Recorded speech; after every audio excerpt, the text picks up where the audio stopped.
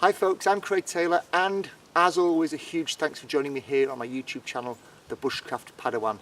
Regular viewers and subscribers will know that since the beginning of this year, 2018, I've been trying to get out for one full day every month throughout the year.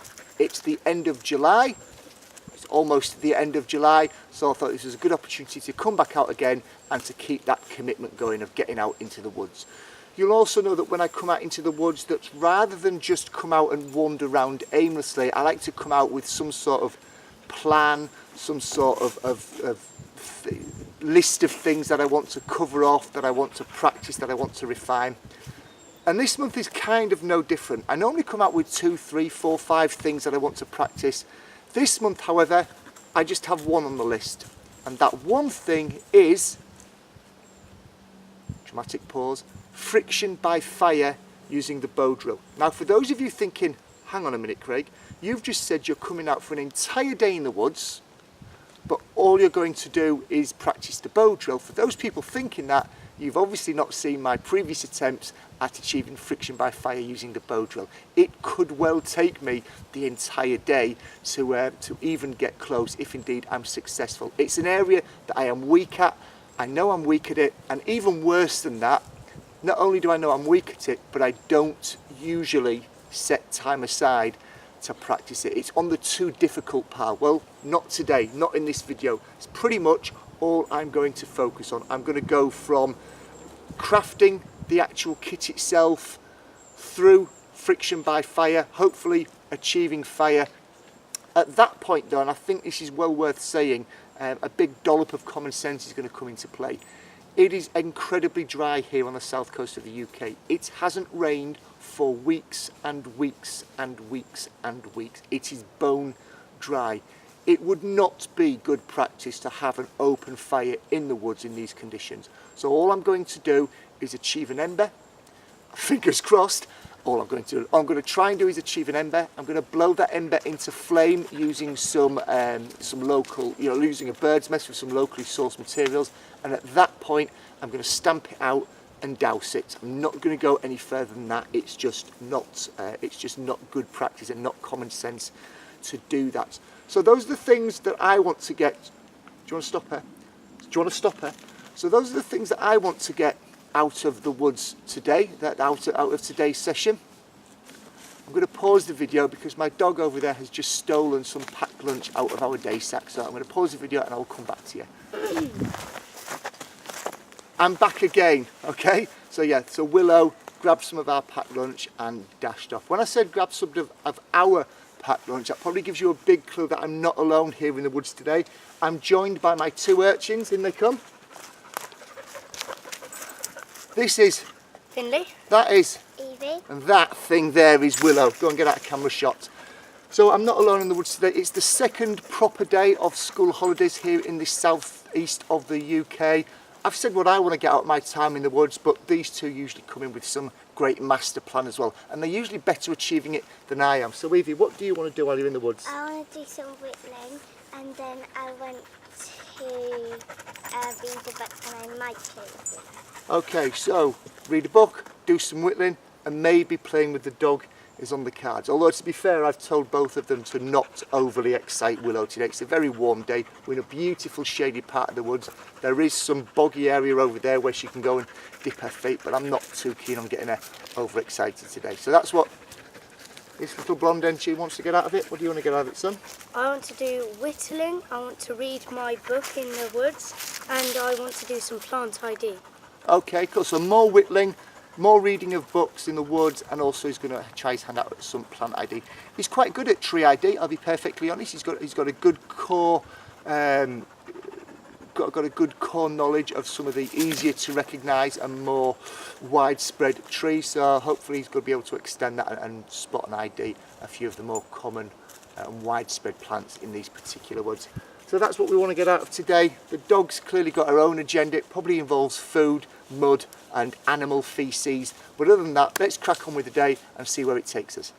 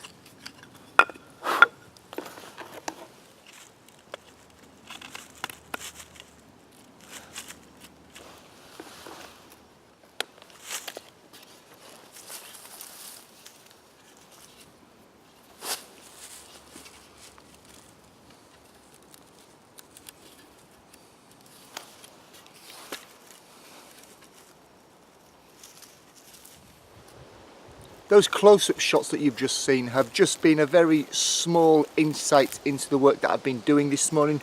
You may recall I found some dead standing sycamore, and from that I have fashioned my spindle, which I'm putting in my pocket to keep it off the, I was going to say damp floor, but it's far from damp, but there'll be some dampness in it. My hearth board there. There's a lot of hornbeam in these woods here, and if I'm right in recalling, you should try and use a green wood and hopefully a hardwood. So I've actually harvested some green hornbeam. It's quite dense as well. It's quite amazing the size of that, yet the weight of it. Clearly it's green wood, so there's moisture in it, but it's quite a dense feeling heavy piece of wood, which will hopefully help. And in terms of the bow, I've actually found some dead spruce or pine. I'm not sure what it was, but it was in a, I think it was some dead pine there, and I fashioned a bow out of this, just from my sternum to the, there we go, just about get it all in, to the tip of my fingers. So I've got all the component parts that I need, so I'm going to burn the board in now, and then from that point then I'll start to cut the V-notch into the hearth board, start to look for some tinder. Fingers crossed, by the end of today I'll be able to achieve fire by friction. If not, it certainly won't be from a want of trying in terms of fashioning the kit itself.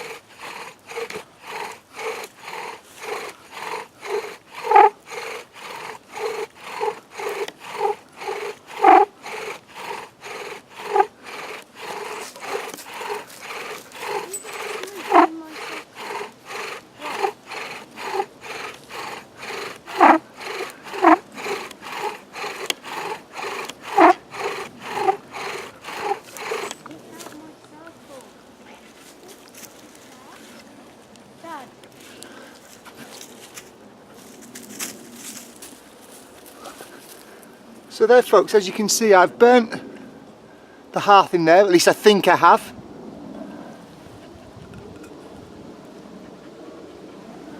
And the end.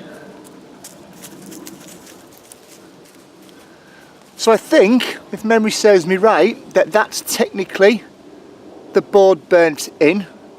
And what I'm going to start to do now is to start to carve a V-notch at the side of this hole here, in order to allow me to catch that hot dust, that hot ember that's been created from the wooden fibres. I must admit that in the past, this part of the bow drill kit creation process, carving that V-notch, that V-notch, has always the part that's kind of put me off. It's always been really time consuming. It's always just been an absolute chore. It's always been a bit of a nightmare with the knives that I've used. And this is something else I think that today's exercise has shown me, that having the right tool or the best tool you can afford for the job is a huge help. I've been using my Moragarberg carbon again today. I used it to help me fashion down the spindle. I used it to help me smooth off the hearth block. I'm using it now, as you can see, to carve that V-notch into there. In the past I've used cheaper knives, or I've used knives that actually weren't cheaper. They just, in my opinion, weren't very good knives. I've spoken about that in other videos.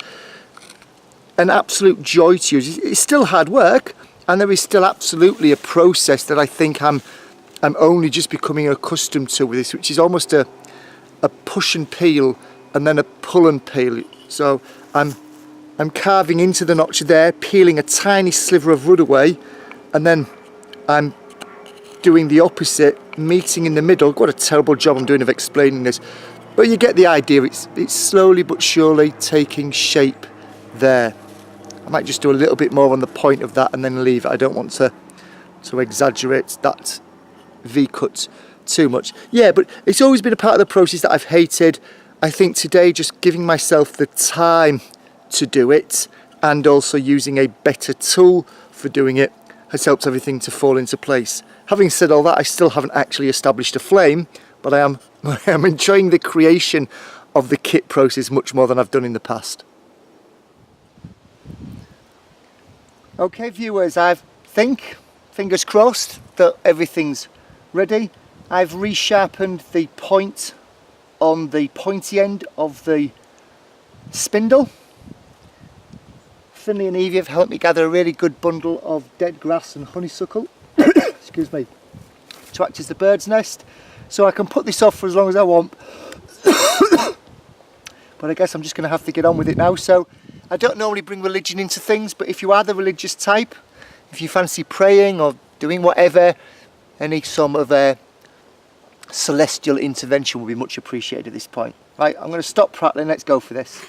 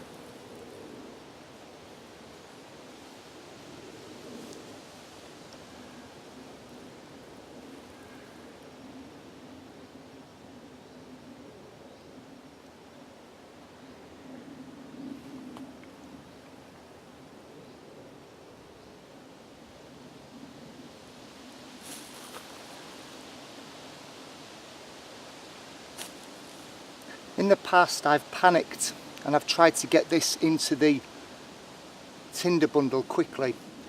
Actually, from what I've been reading, what I should be doing is letting it, exactly what I'm doing now, just letting it coalesce, letting it heat up, keeping it off the floor, keeping it away from that damp layer of air that tends to hug the ground.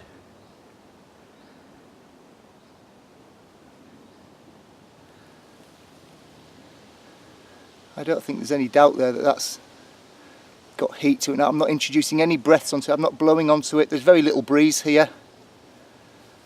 That seems to be going well. So let's get this into the bundle.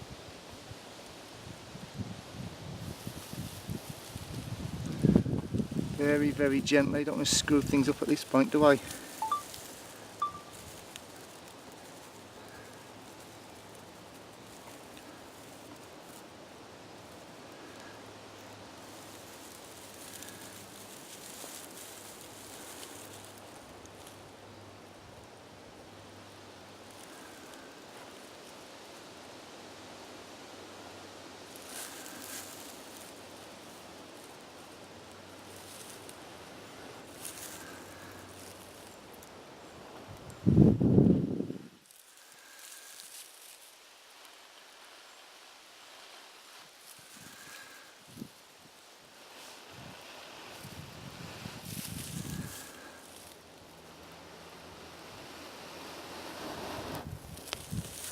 Hey!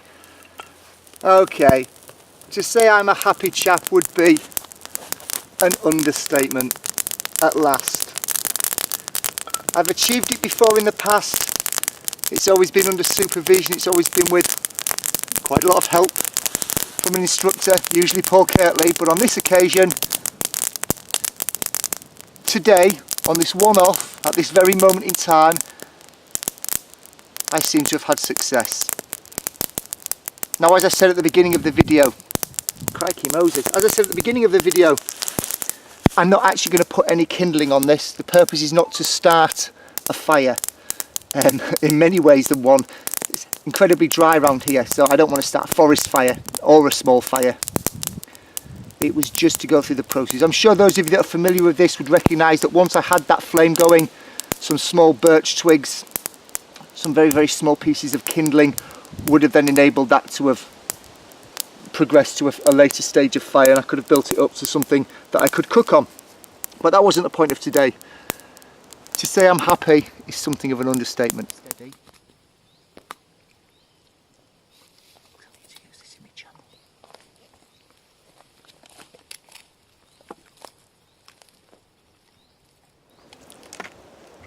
Yes, I still have a stupid, big, childish grin on my face. Wow, what a finish to the day, getting that bow drill going. I've already spoken about how chuffed I am. I'll probably keep prattling on about that for future videos.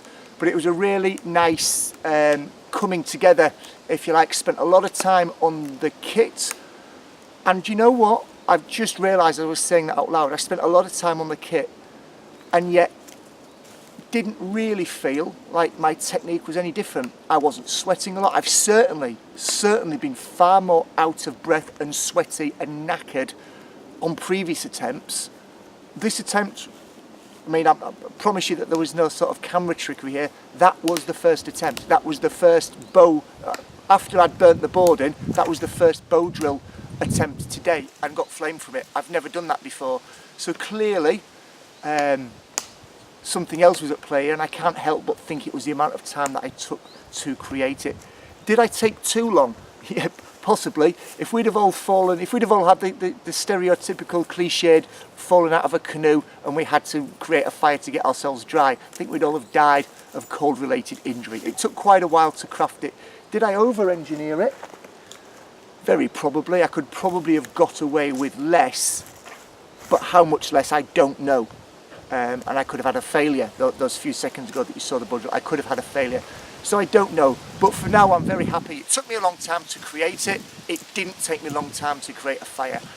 I'm happy with the weighting of that equation there. So I've had a good day, but what about these two urchins? What have you been up to, Evie? I've been doing some wet things. So, do you want to hold up some what you've created? She's created this way, that's it. She's created a devilish little, she's broken the tip of it, but I would have been uncomfortable taking that home because it was very definitely an offensive weapon, the needle point that she'd put on that. So she did a great job carving a wand there today. Thank you. And what about yourself? I did whistling and I made this. And I like the curved handle you've got on it there. Yeah. Nice one. Good stuff.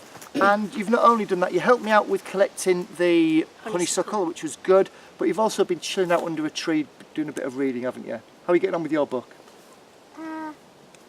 Good. It's called The Unicorn Quest, and it's about these two girls called Sophie and Claire, and they go on an adventure in Arden. Oh, it's turned into a book review channel now. Nice one, thank you. And you enjoying the book?